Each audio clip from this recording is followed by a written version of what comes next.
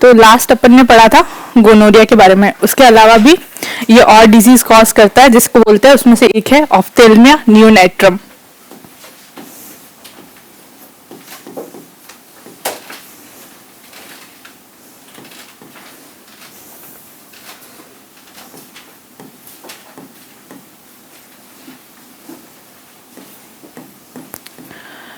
ऑफ्थेल्मिया नियोनेट्रम कैसे होगा? तो ये सेक्सुअली ट्रांसमिटेड डिजीज है गोनोरिया। तो ये उनमें होता है अगर फीमेल को गोनोरिया है, वो प्रेग्नेंट हो जाती है या प्रेगनेंसी के बाद उसको गोनोरिया हो जाता है, तो जब डिलीवरी होती है लास्ट में, जैसे पास्चुरेशन होता है, बेबी पास होता है वजीना के थ्रू, तब उसको ये इन्फेक्शन होता है ऑफ्थेल्मिया नियोनेट्रम, उसकी आंखों में इन्फेक्शन होता है। ठीक है, तो पहले तो अपन इसके लिए क्या करते थे, डॉक्टर जैसे बेबी का जन्म हुआ उसकी आंखों में सिल्वर नाइट्रेट का एक एक ड्रॉप डाल देते थे। आजकल यूज करते हैं एरिथ्रोमाइसिन। क्लियर? आंखों में कंजक्टिवाइटिस हो जाता है।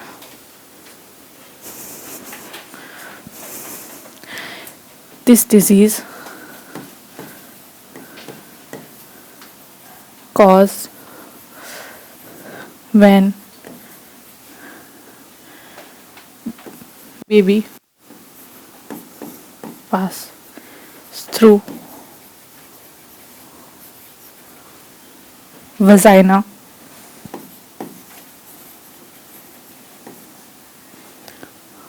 and get infected by non-ventral gonococcus eye infection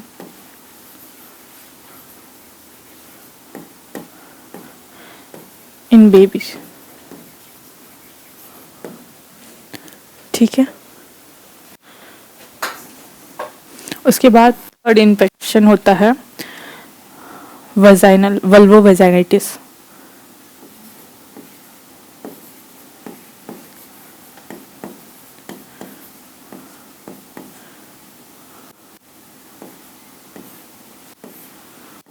अब जैसे अपन ने गोनोरिया डिजीज पढ़ी, उसमें अपन ने यूरिथ्रा इन्वॉल्व किया, सर्विक्स इन्वॉल्व किया, कहीं पे भी वजाइना इन्वॉल्व किया नहीं किया ना, क्योंकि वजाइना इसलिए इन्वॉल्व नहीं किया क्योंकि वजाइना से होता है एसिडिक डिस्चार्ज, और एसिडिक डिस्चार्ज में ये बैक्टीरिया ग्रो नहीं कर सकता। यानी कि जो अपन फीमेल, जो मेंस्ट्रुएटिंग फीमेल्स होती है, प्रेग्नेंट फीमेल्स होती है, उनमें ये वल्वोवेजाइनिटिस कॉज नहीं करता। बट ये किनमें ये डिजीज कॉज करेगा? जो प्यूबर्टी से पहले की फीमेल्स होती है, प्री प्यूबर्टल फीमेल्स, यानी कि उनको मेंस्ट्रुएशन आने से पहले जो फीमेल्स होती है बच्ची, उनमें ये इन्फेक्शन हो सकता है।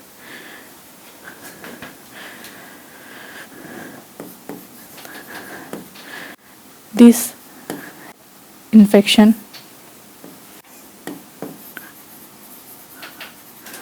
not seen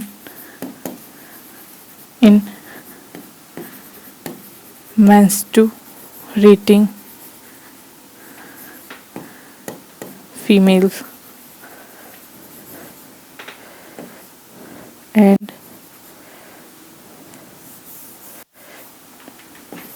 due to acidic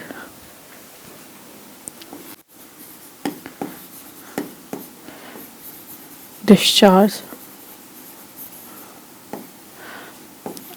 of vagina।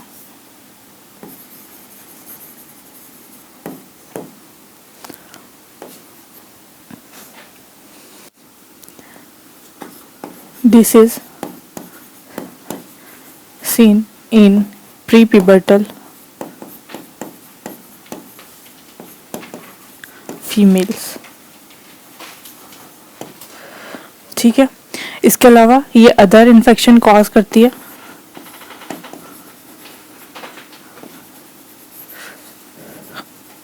Other infection में ये इन्फेक्शन कॉज करती है या तो रेक्टम का या फिर ओरल इन्फेक्शन।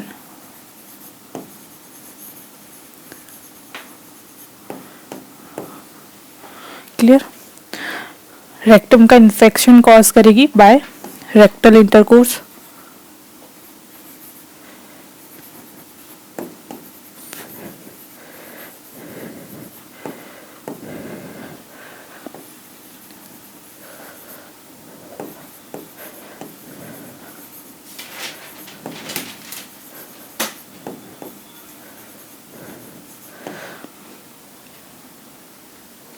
और ओरल इन्फेक्शन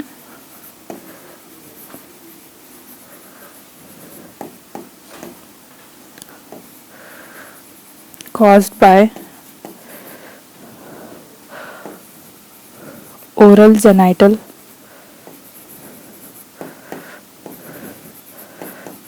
contact।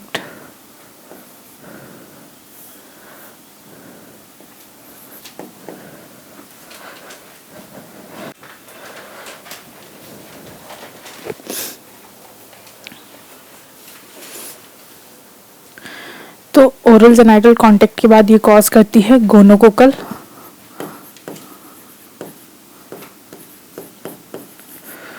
फेरिंजाइटिस।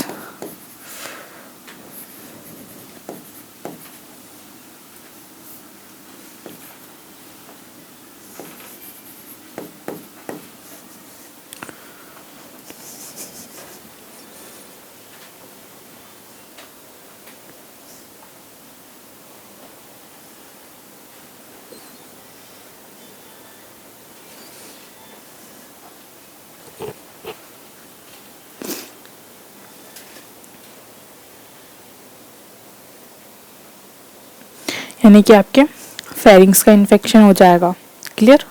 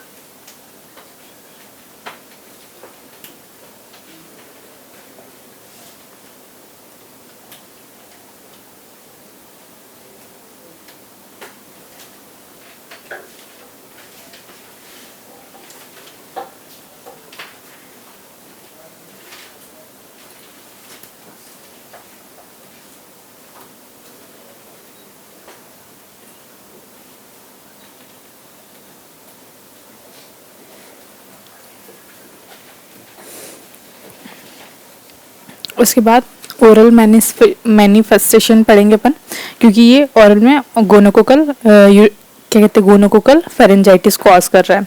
तो क्या होगा, जो आपका बकल कैविटी होगा उसमें लिप्स के अराउंड तो हो जाएंगे एब्सेस, यानी कि अल्सर फॉर्मेटिव घाव हो जाएंगे, फुंसी वगैरह। क्लियर। उसके अलावा क्या होगा, अंदर की तरफ जाएंगे तो जो आपकी जीभ होगी वो रेड होने के बाद उस पर अल्सर फॉर्म हो जाएंगे। अल्सर फॉर्म होने के बाद वो सूज जाएगी, सैलोन हो जाएगी। उसके बाद उस पर कट लग जाएंगे, एरेजन्स। ठीक है। क्लियर। उसके अलावा क्या होगा, जो आपके गम्स होते हैं, मसूड़े, उनसे ब्लीड होने लगेगा, यानी कि जिंजीवा, जिंजीवाइटिस को बोलते हैं। पढ़ा होगा, क्या बोलते हैं उसको, डेंटल प्लेक, दांतों से खून आता है, सुना है। गम से खून आना, मसूड़ों से खून आना। ठीक है।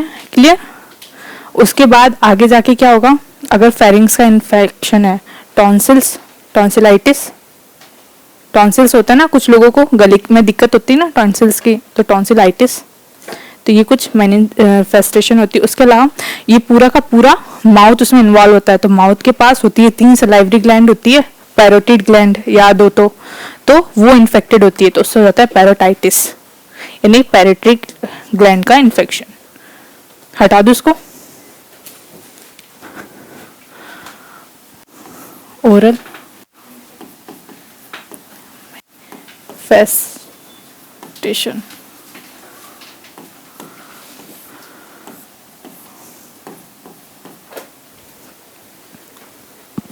क्या होता है इसमें? सबसे पहले लिप्स के around lips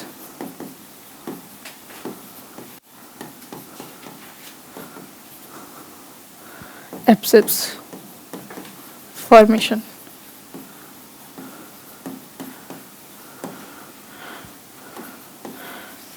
tongue become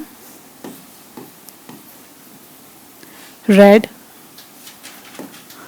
ulcerative,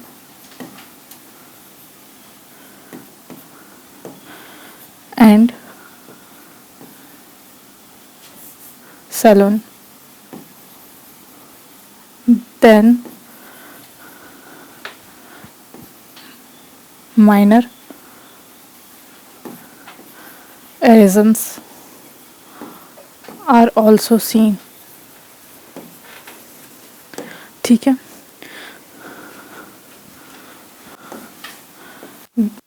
gingiva seen in gums, उसको कहेंगे ब्लीडिंग गम्स। ठीक है,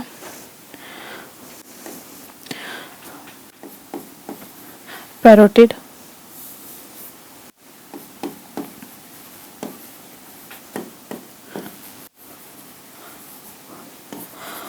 and also infected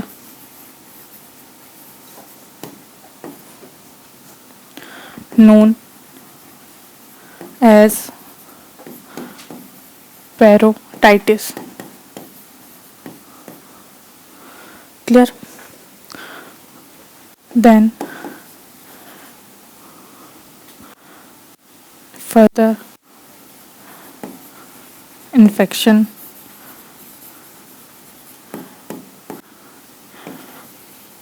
develop in pharynx,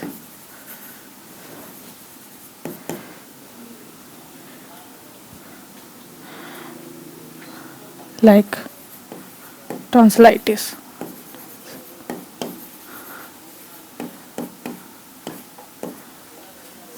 ठीक है, इसके बाद अपन इसकी पढ़ेंगे लेबोरेटरी डायग्नोसिस।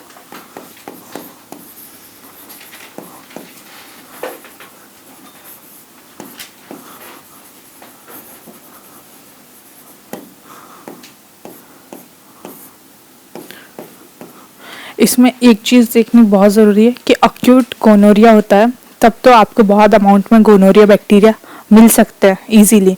अगर क्रोनिक इन्फेक्शन है तो उसमें अपन गोनोरिया बैक्टीरिया बहुत रेयरली देख पाते हैं। ठीक है, clear?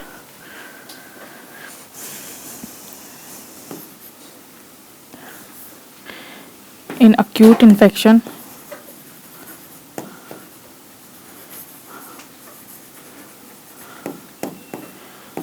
of gonorrhea,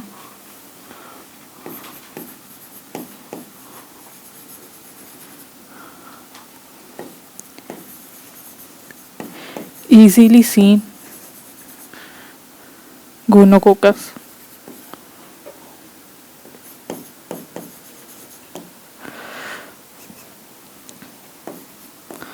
in chronic infection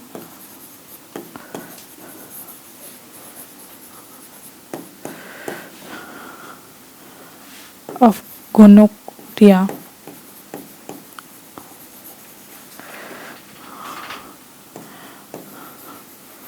difficult to see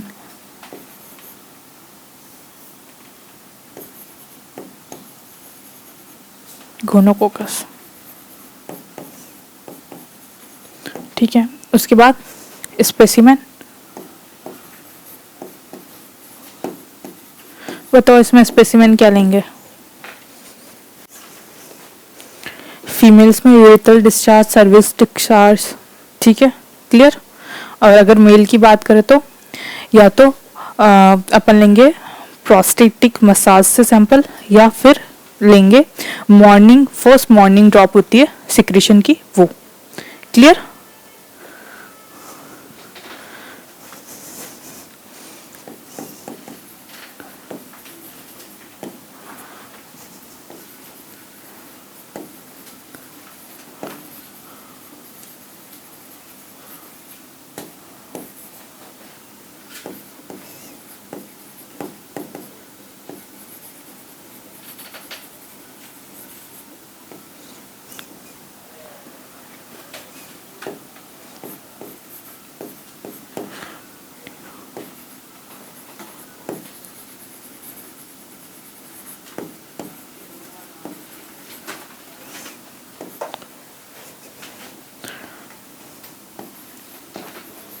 mails की बात करें तो इसमें अपन लेंगे urethral discharge,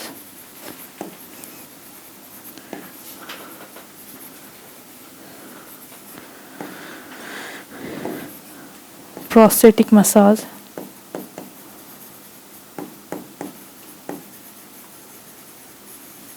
and first secretion of morning drop.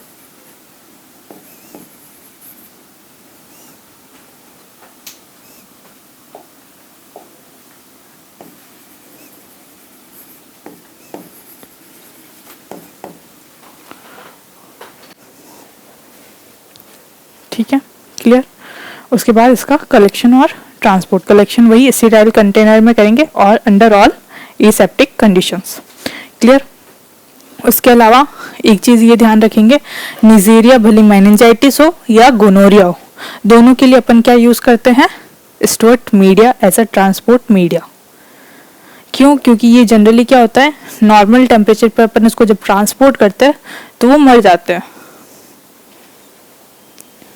इसलिए। ठीक है, क्लियर।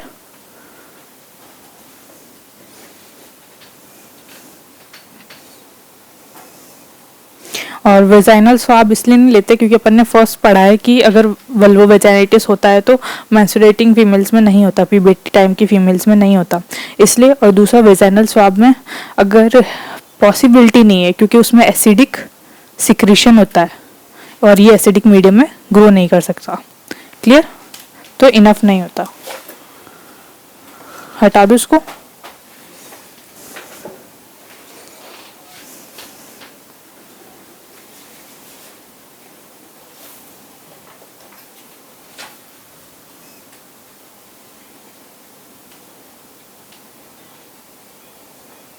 स्कूल में देना जल्दी जल्दी देखना पड़ता था, उस टाइम हटा देते थे, कब से आदत है जल्दी देखने, आप भी हटा दीजिए।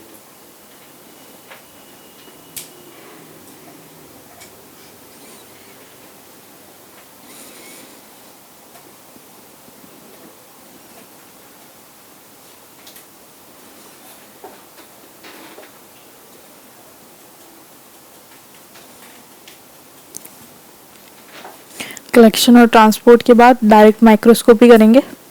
ठीक है, डायरेक्ट माइक्रोस्कोपी में क्या करेंगे, तो क्या दिखेगा, ग्राम स्टेनिंग सैंपल की, तो उसमें ग्राम नेगेटिव कोकाई, जो एडजस्टेंट साइड होंगे वो कॉनकेव होंगे, ठीक है, यानी कि बीन और पियर शेप नॉन मोटाइल होंगे, क्लियर। यही देखते हैं ना अपन जनरली, ग्राम स्टेनिंग करते हैं, पढ़ाया था ना ग्राम स्टेन, आपको नहीं पढ़ाया तुमको पढ़ाया था ग्राम स्टेन, पढ़ाया था ना।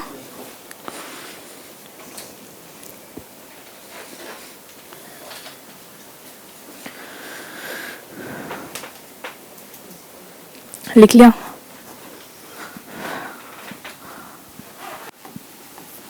Collection and transport.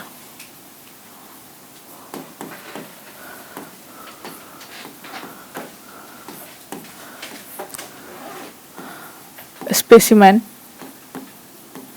should be collected in sterile container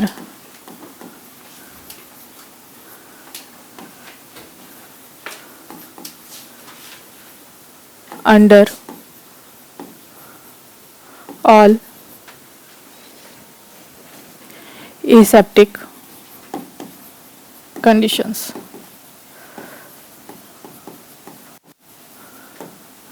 ठीक है, दूसरा स्टुअर्ट मीडिया,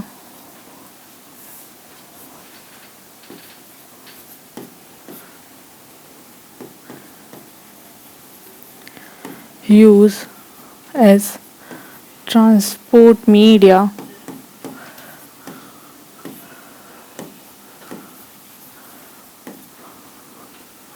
ठीक है। उसके बाद डायरेक्ट माइक्रोस्कोपी,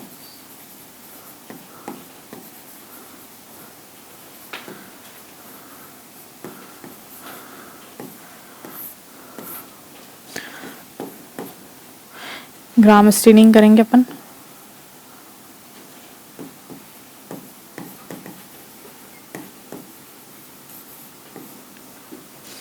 क्या दिखाई देगा? Gram negative, diplococci,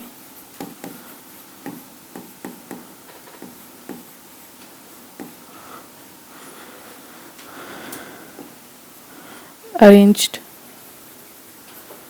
in pairs,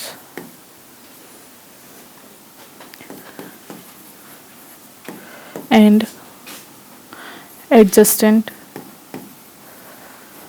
side is concave.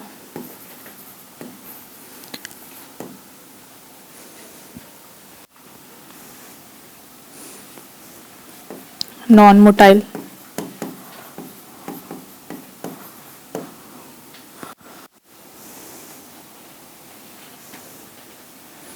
उसके अलावा फिर करेंगे कल्चर। कल्चर में अपन एक लगाते हैं चॉकलेट अगार,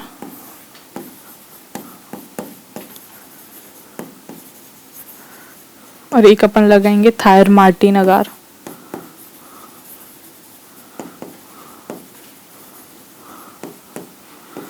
थायर मार्टिन अगार इसका स्पेसिफिक मीडिया होता है।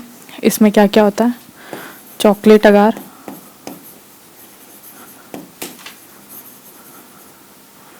प्लस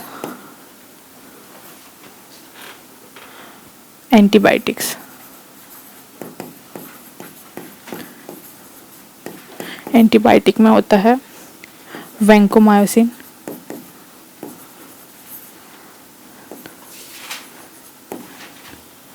नाइस्टेटिन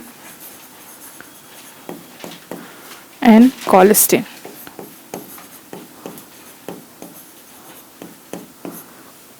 ठीक है, इसमें अपन टेम्परेचर रखते हैं जिस पे इंक्यूबेट करते हैं सैंपल को 35 to 36 degree Celsius, under 5 to 10% of carbon dioxide यानी कि CO2। फॉर इंक्यूबेशन कितनी देर का करता है? तो 48 hours of incubation.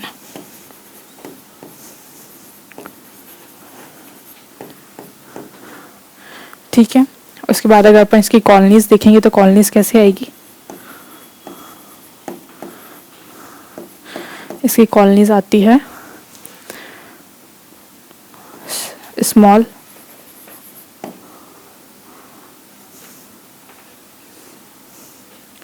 Fine, granular,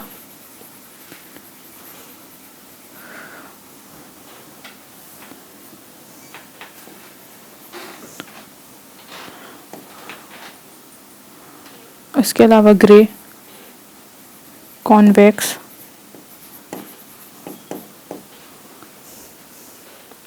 ठीक है,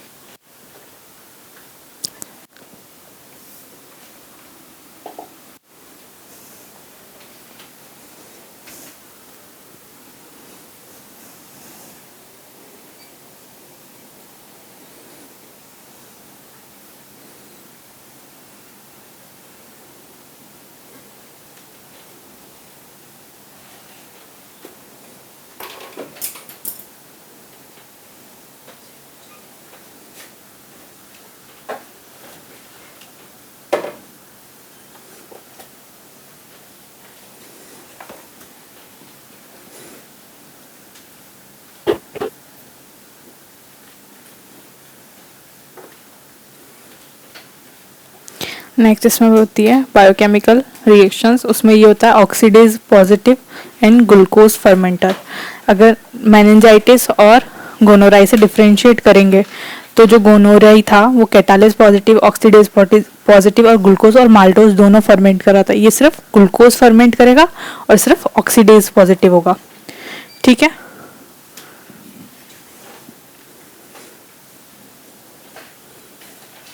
लिखो।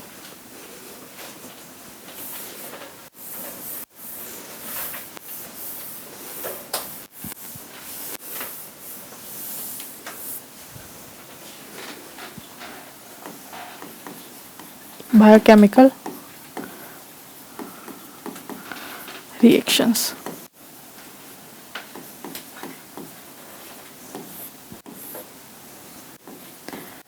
Oxidase positive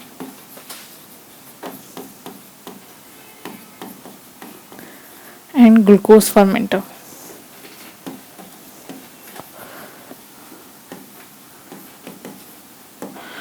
उसके अलावा ट्रीटमेंट, तो इसकी ड्रग ऑफ चॉइस होती है डीऑक्सीसाइक्लिन। तो drug of choice is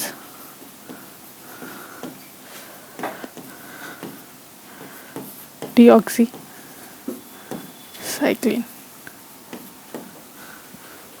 clear, यहाँ पे खत्म होता है आपका नेजेरिया गोनोराई।